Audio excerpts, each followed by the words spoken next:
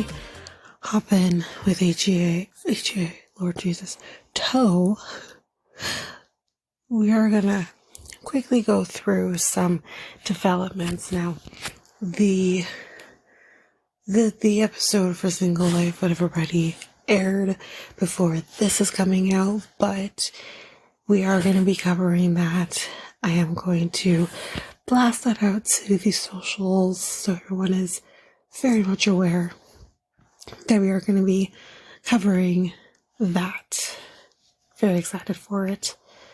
Next thing that I want to talk about as well is HEA, so I slipped and said that, is coming on March 17th. We are going to cover that.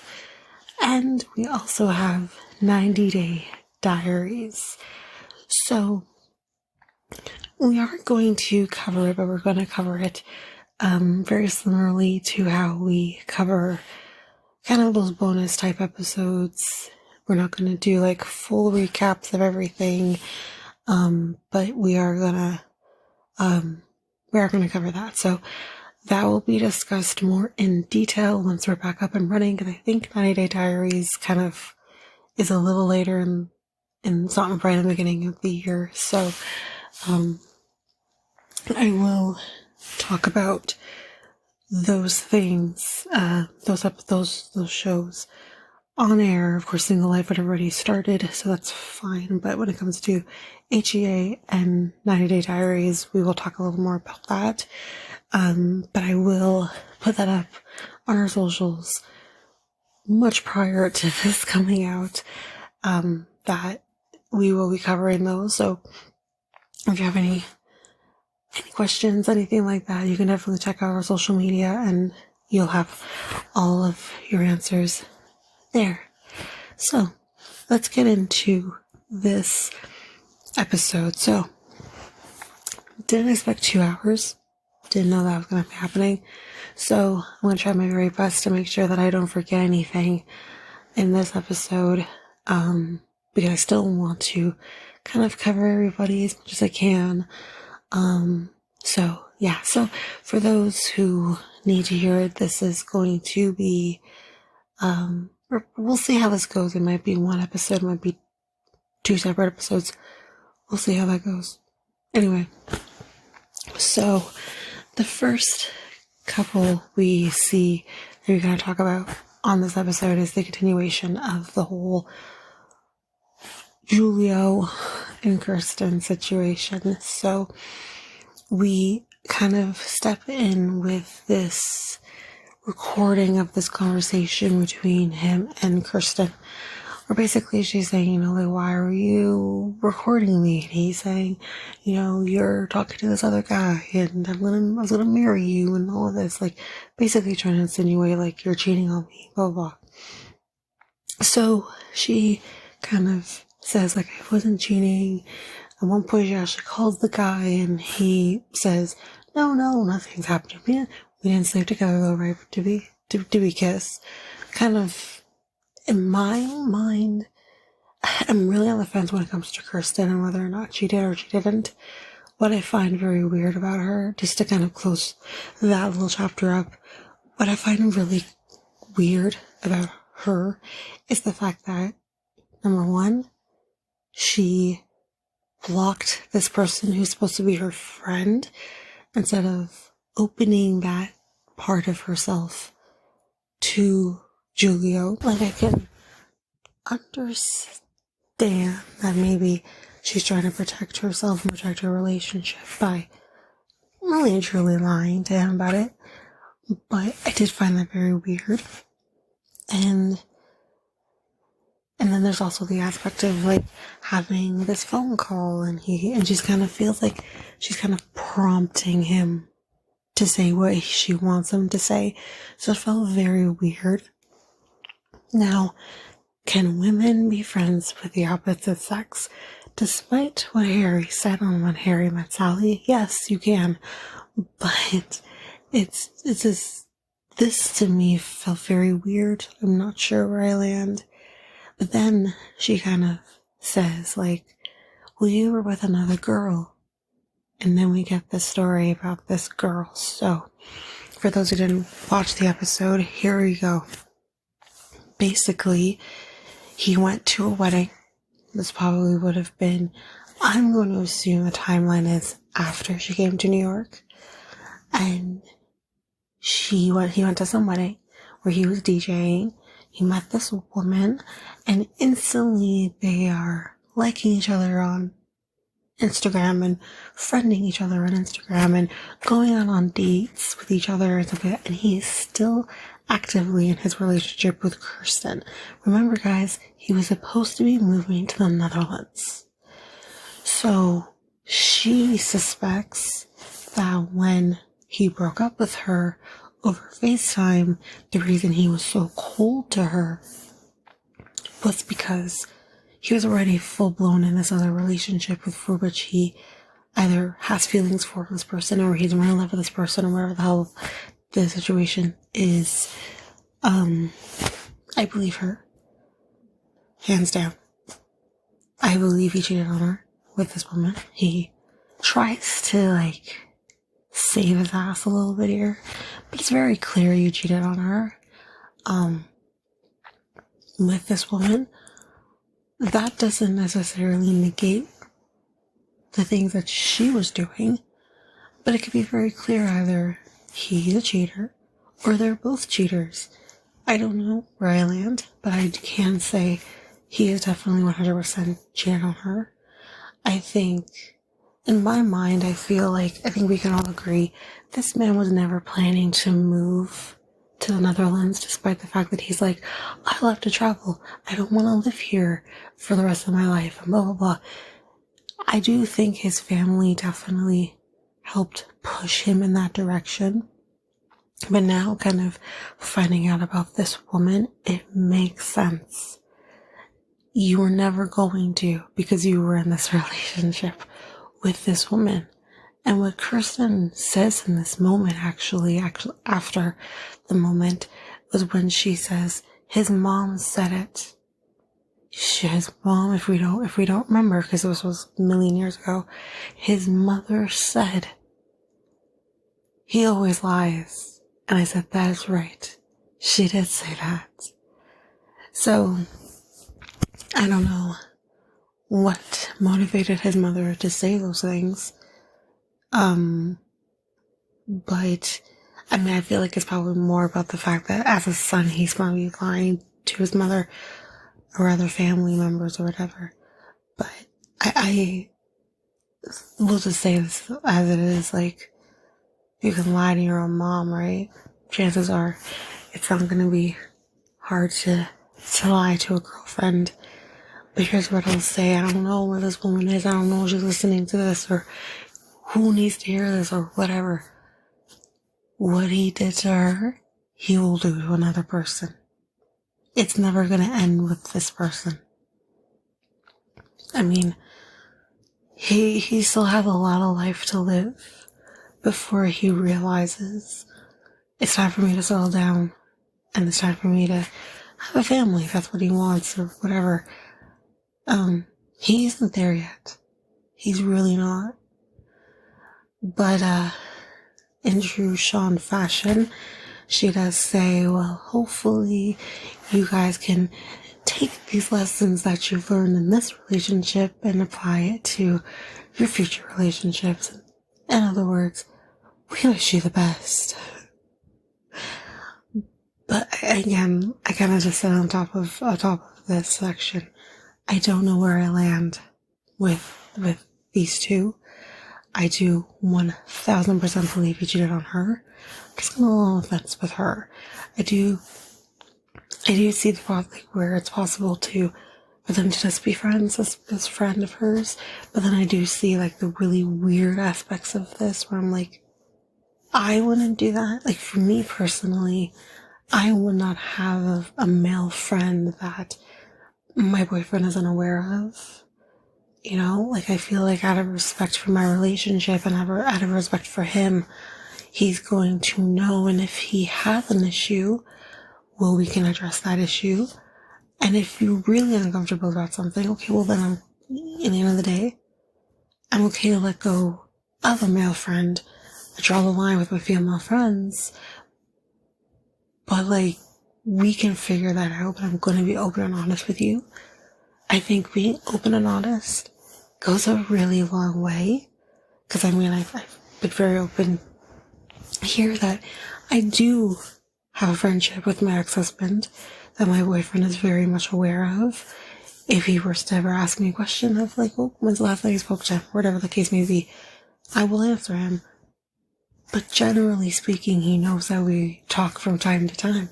I was open and honest with him about that from the very beginning. So for me, seeing Kirsten not be open and honest from the very beginning is very, very odd. So it's really hard for me, but at the same time, did something happen or was something said where she felt like she had to be secretive? I don't know. I feel like there's a lot that's missing in this situation that I would love to have more answers to, but we're not going to have that.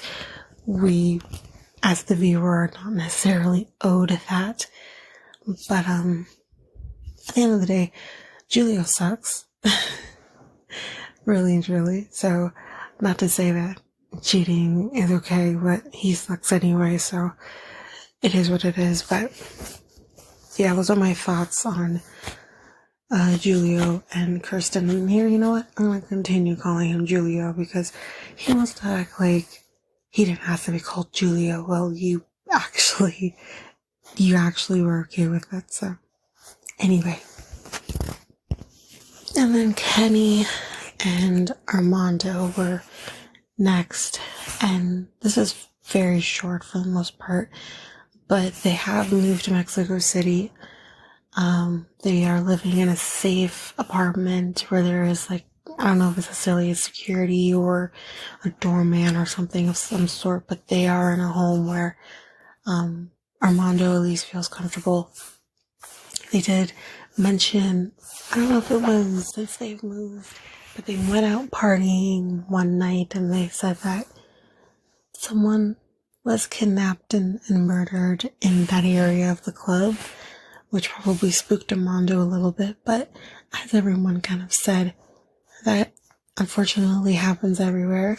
I know for all of my true crime lovers out there know that this is unfortunately something that happens in every country, on every continent. Unfortunately, because we're never going to be ever short on psychopaths and killers and people who want to hurt you. You'll get that anywhere. Yeah, it definitely spooked Armando a little bit, and you just gotta take the added precautions just to keep yourself safe. But kind of hearing him talk about, like, you know, having to be a little more aware of your surroundings, especially as a gay man, I could imagine just having that fear. And it just makes you kind of realize of, unfortunately, this is the world we live in where, you know, sometimes, you know, gay men or gay couples or women or whatever the case may be needs to always have their head on a swivel. Yeah, I'm sure there's a lot of, especially women listening to this that can relate to, you know, being in the dark and always having your head on a swivel. Anyway, so they do talk about that, and then they do kind of discuss their journey with surrogacy. So, right off the bat, I'm very disappointed in this, but Emma evidently ghosted them right as they were going to do the process of putting the I guess embryos in her, and she ghosted them, which is very unfortunate. I really liked her. I thought that she really wanted to do that. And I do wonder if she got a little afraid because of the fact that her family really didn't want her to do this, or felt like she was making the wrong decision, and maybe being on TV also really spooked her. Anything is possible. I do really think that she wanted to maybe do this. I don't doubt that maybe she got spooked, but I'm really sorry for that, because I really liked her. I thought she would have been a great addition for both Kenny and Armando. So it's unfortunate. So because of that, it did delay the process for them. But they do have 7 embryos currently, and they are kind of in the process of trying to figure out how many embryos they are going to put into their surrogates, if it's going to be 1 or 2. Now, for those who didn't watch the episode, this is the dilemma. Number 1, Kenny wants to do 1 because his thing is, the 1 take, that's all we want. That's all he wants, really. For Armando, he wants to do 2 because he thinks, well, if 1 were to fail, we at least have the 1 more, and it will probably, hopefully, viable and will carry to term. But for Kenny, his thing is, okay, but what if both are viable? Then we'll have twins. And he says, it can happen, which I think we can all agree, yes, that can happen. We've seen it with, like, K+8, for example, or for those who watch out, Daughtered, same situation. These things happen. So, and he says that is how he got triplets, was because they put 3 embryos and they got all 3 embryos to be viable. So that is his concern. And with him being now a man in his 60s, he is concerned about, like, that's maybe a little too much to have twins. So that's kind of where his head is at.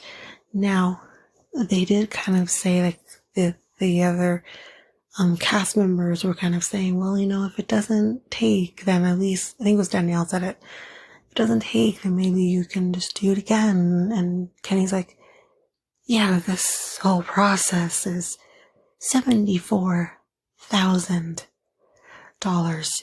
Let me repeat, $74,000. So it was at this point when he said how much this process costs, then I'm like, I don't know which way you guys should go. I really don't. Because I understand both arguments. I understand Kenny's argument of, well, if both work, then shit. Right? But then again, if, for Armando's side, if the 1 doesn't work, then we have to do this all over again. At least we have 2. If 1 doesn't work, then we have the other one, and that's going to be fine. Now, they did say the success rate is very good.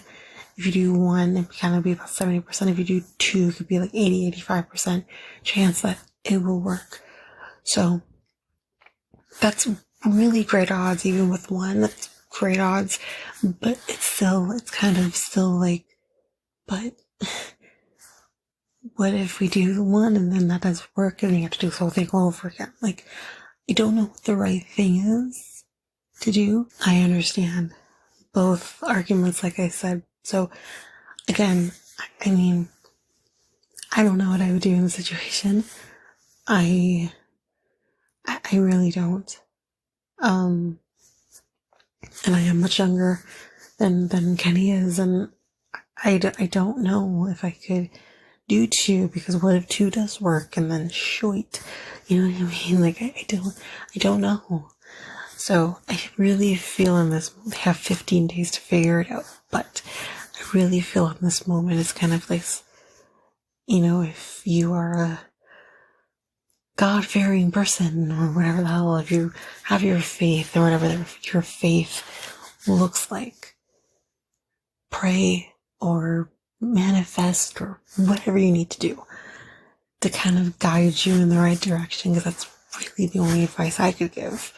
Because I really don't know. I want them to make whatever decision is best for the both of them. So I don't know. But what was interesting here too is that Tim did weigh in here, thanks Sean, about whether or not he thinks that this is the right thing to do. He does say that, initially he was unsure about this decision. He feels like Kenny will do anything for Armando because he loves him so much.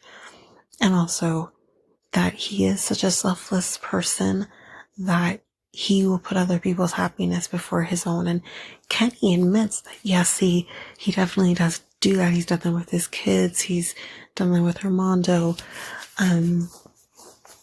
Maybe done it with other people in his life throughout the years. And he's like, I'd rather do that than be selfish. And I will say here is I understand where Kenny is saying, but it gets to a point where, because he kind of says this in so many ways, it gets to the point where when do you start living for yourself and stop living for others?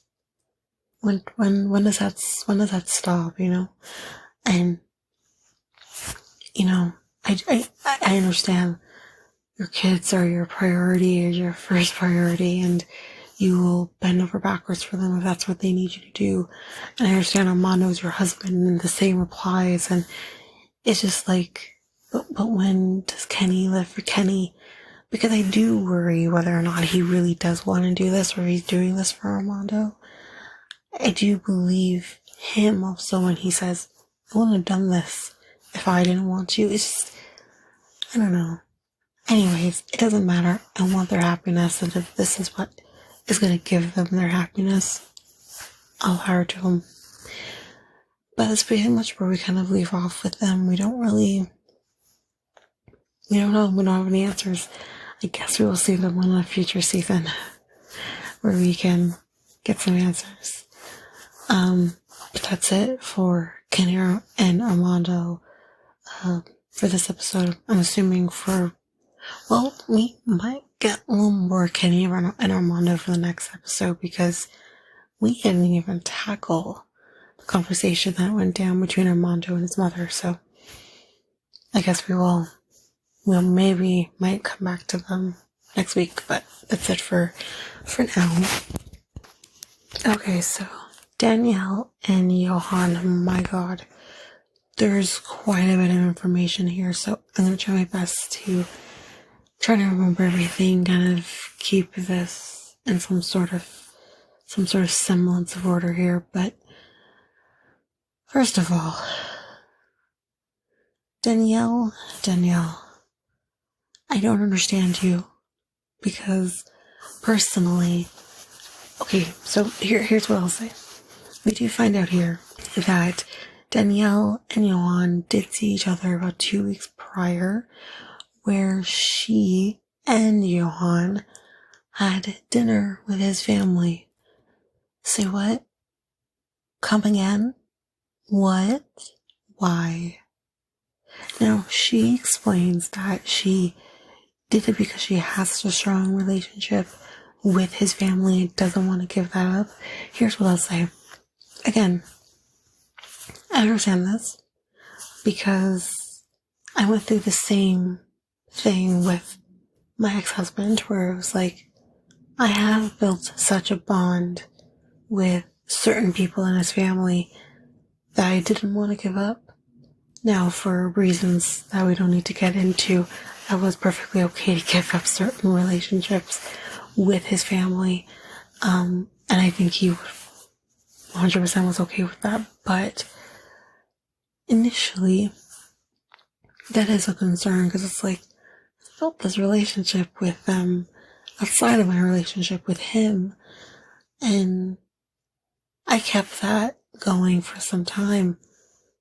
But I did not need to keep that going with my ex in order to do that. There were times where I was not speaking to my ex, but I was still speaking to, for example, his sister. So it is just like, you don't need to have the relationship with your ex in order to maintain that relationship with the ex's family. Now, can it get awkward and weird? But like, I just didn't quite understand that. And I think Tanya even says it, like, You don't need to talk to him in order to do it, though. Like, that's a little weird. Especially because this man has lied, cheated, stolen from you. Why would you want to? I wouldn't want to.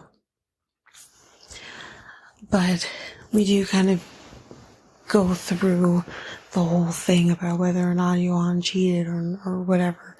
And he, of course, is saying, no, I didn't cheat, and I don't believe him. It doesn't even matter what the fuck he says.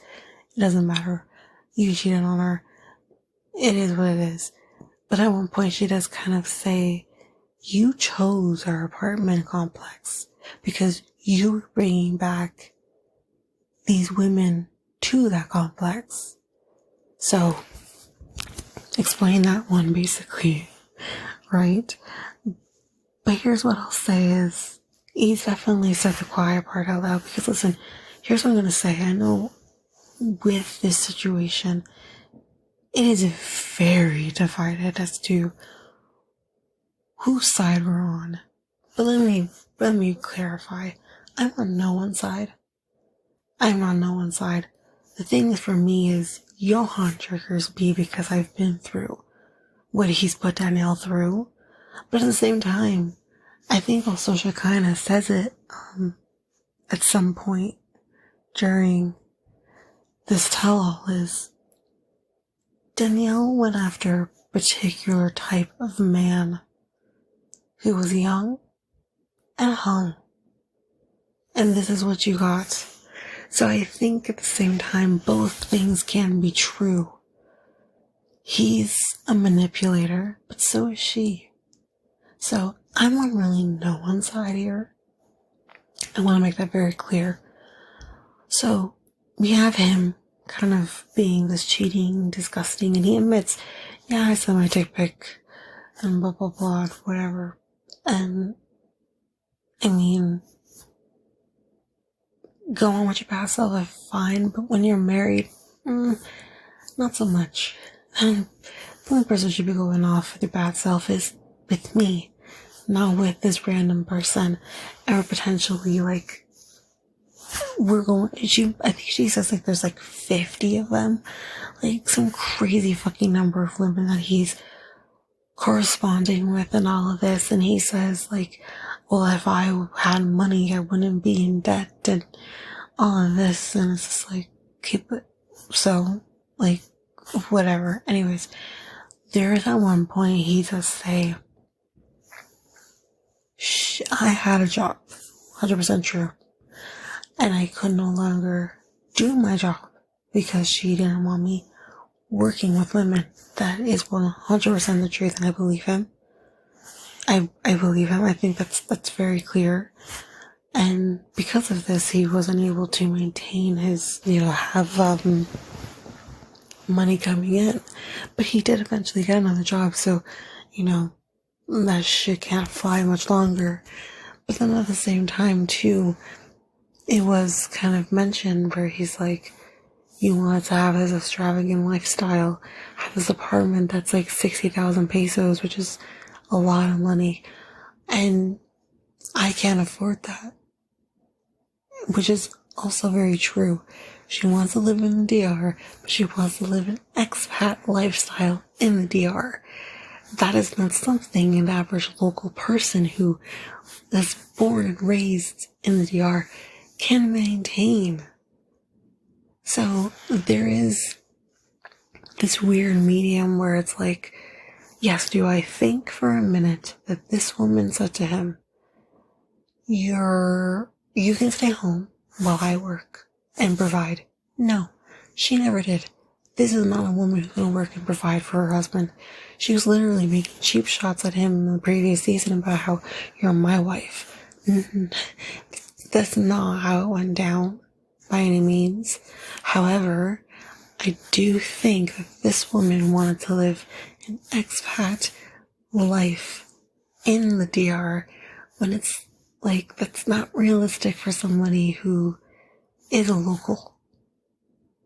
And it's not realistic for you either. Ma'am, you filed bankruptcy. You can't afford this shit. Are you kidding me? it's comical.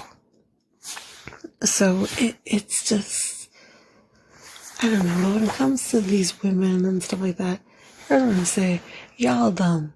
You're all fucking dumb. Because the thing is, it's like, this man is on fucking television with his wife, and I bet you all of these women know this man is on TV with his wife, and y'all think you're all the only one? You're not the only one. You're never the only one. Not men like this. This fucker he's running a ring. He's running a business. And you're all his clients. You're not... not me, not I. I don't understand it. But hopefully I didn't leave anything out when it comes to Danielle and Johan. I'm not sure if we're gonna get much more out of them, but I really do hope she learns a lesson here, that just because the man is young and hung does not mean he is marriage material. Make a man stay as he is supposed to be. Your fuck toy. For however long you need to have a fuck toy for. You don't marry that guy though. You just don't. You have fun with him. At the end of the day, their relationship to some degree was transactional. Whether it was ever her intention to bring him to the States, I think initially it was her intention to bring him to the States. I really do. I 100% think initially, maybe before we saw these idiots, that it was her intention to bring him to the States. But I think this woman is very well aware that living in New York is not cheap. I am in debt. I don't make a lot of money on teacher salary or whatever the hell to maintain my lifestyle as well as his. And I do think she thought it would be easier to live in the DR. The only problem is that she didn't tell her husband that. So, but everything makes sense. Everything makes sense. This man used her from the beginning. But anyways, those are my thoughts on Danielle and Johan. DJ and Kim, this is pretty quick. Not much really here to discuss too much, but we do kind of talk about the argument between Kimberly and Yash, and Yash seems to be really handling this about, like, you know, it is what it is, and yeah, she got mad, and like, he seems to be really really handling this like, she's fucking crazy. Yes, she is. However, you know, she's fine. Pretty much. And Kimberly seems to be handling it very well as well on her end. She only regret she has with that conversation is her tone. She doesn't regret saying the words that were said. And here's the thing. I think from my memory, talking about this conversation or this argument that was had, I didn't disagree with anything she said. I think that when you talk to someone the way he did to her that day, what do you really do? And this is a thing. And I think, you know, kind of listening to reality gaze cray after the fact, I want to clarify here that, and I think I did say this, the issue I had with Kimberly last week was not so much the fact that she was cussing off Jenny. I think we are very quick to forget that this woman maybe respects India, but didn't really handle living in India very, very well. She wants to talk about how she's ungrateful and she's this and she's that, but Jenny, you won't clean. You won't fucking clean. And I think what needs to be kind of remembered here is Jenny's arrangement versus Kimberly's is at least Jenny doesn't have to live with his parents. Can you fucking imagine? Shit. You know what I mean? Like, it is a very different situation. So I never really had an issue with the fact that she was cussing off Jenny. I had an issue with the word that was used. Even if she says, fuck you, Jenny, or you, ma'am, can't buy fucking broccoli, or ma'am, you sound like a fucking chicken. I don't care what it was. I can handle that better more than you calling someone a see you next Tuesday. It's just so disrespectful. That's the issue I have with her. But coming back to this in this moment, she does say, I don't regret the words that were used, but I will say I regret my tone. I can respect that more because I feel like, okay, although I feel like maybe something should have maybe has been avoided or not discussed, your tone was an issue, so at least you addressed that, so that's a start. I can get behind you on that. But here's where I have the issue, and it's actually not even with Kimberly, it is with TJ. Because this fucker literally says to, I think it was Andre, because Andre challenged him and said, this is your wife, and you're saying how you shouldn't be picking sides or you don't have sides to pick or whatever the case may be, and Andre calls him out on that. And TJ says, no, there are no sides. I can't pick a side. No, what do you mean you can't pick a side? As much as I understand that maybe not every time is Kimberly right, she is your wife. And she probably acts the way she does because she's not getting any fucking support from her so-called husband. So I think that would piss any woman off, any person off, when you're not getting support from your partner. So I'm just like, are you kidding? Man, sir, just say, my wife was right. You imagine how much happiness you'd have in those moments.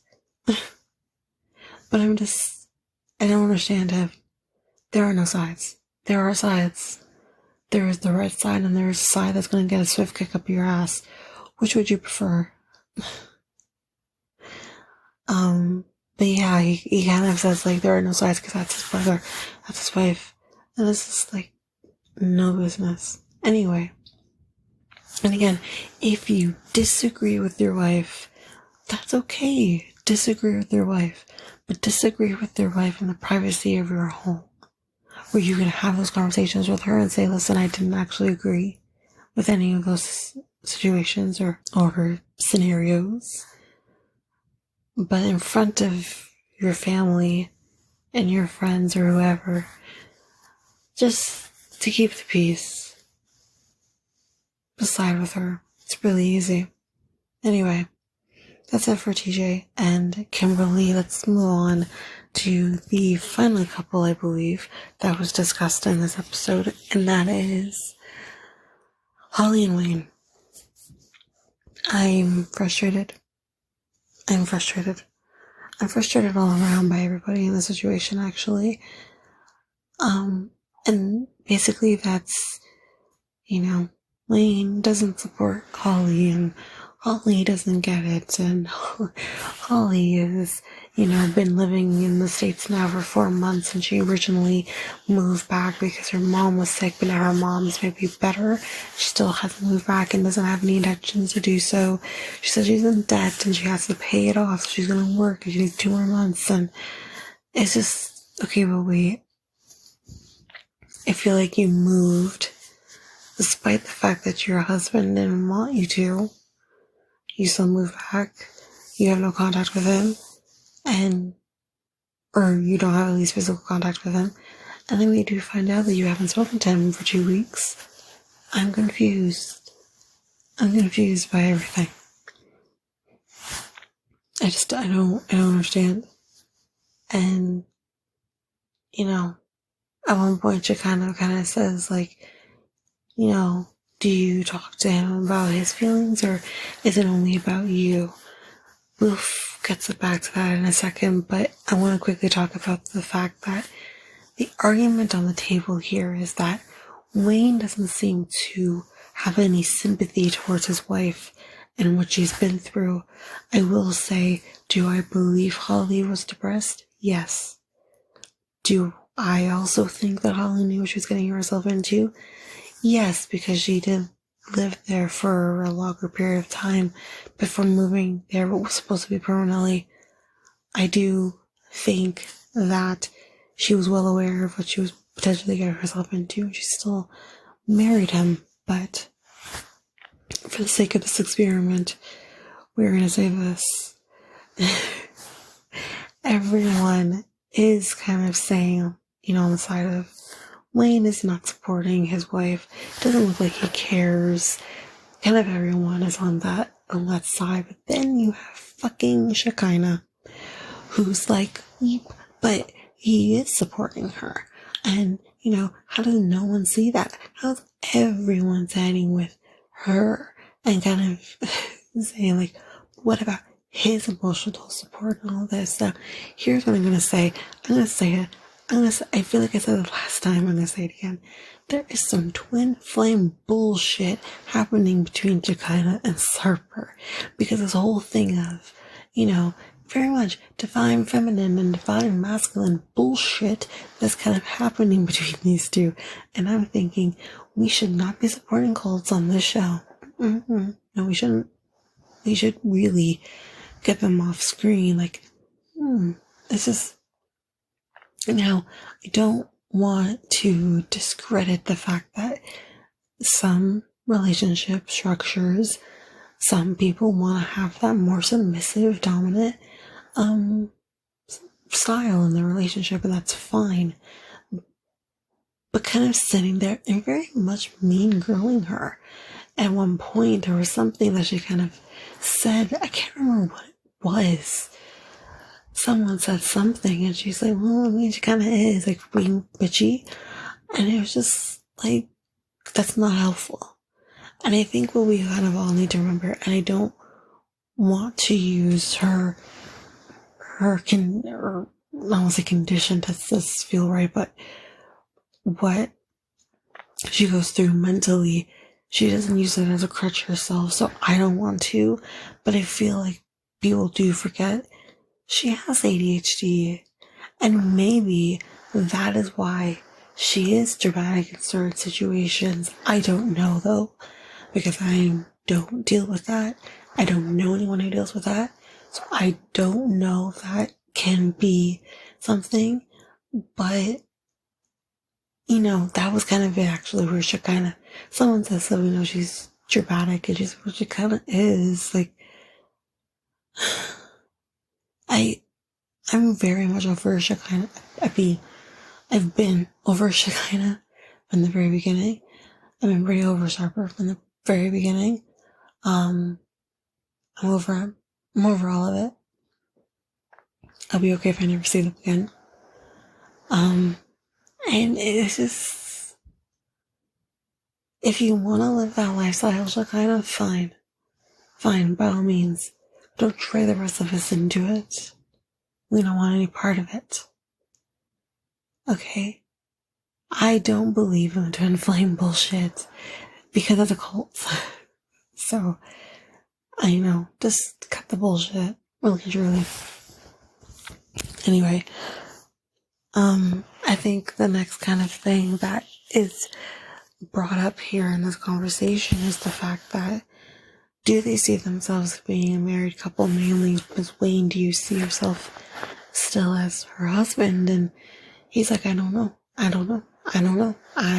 He's kind of saying that, where he doesn't know, and that they still need to have a conversation. They haven't spoken to each other in 3 weeks or whatever it is, and, she says she doesn't have any intentions of going back to South Africa, but it's also funny because that she moved in order to pay off her debt, so which is it. And she does say that she went back because her mom was sick, which I do believe, but I think it was also very convenient for her in her timeline. So, and at one point she does get up and run away in true Holly fashion. But that's basically where this episode ends. We do kind of see that there's more to come, obviously, in the final installment of this episode. And, yeah. Anyway, it's a lot. We haven't even tackled Mary and Brandon, so I think that's coming up next in the next episode. I think we are going to go back a little bit to Shekinah and Sarper. I'm not sure who else we're going to talk about, but it's happening in the next episode. So that's basically it at that.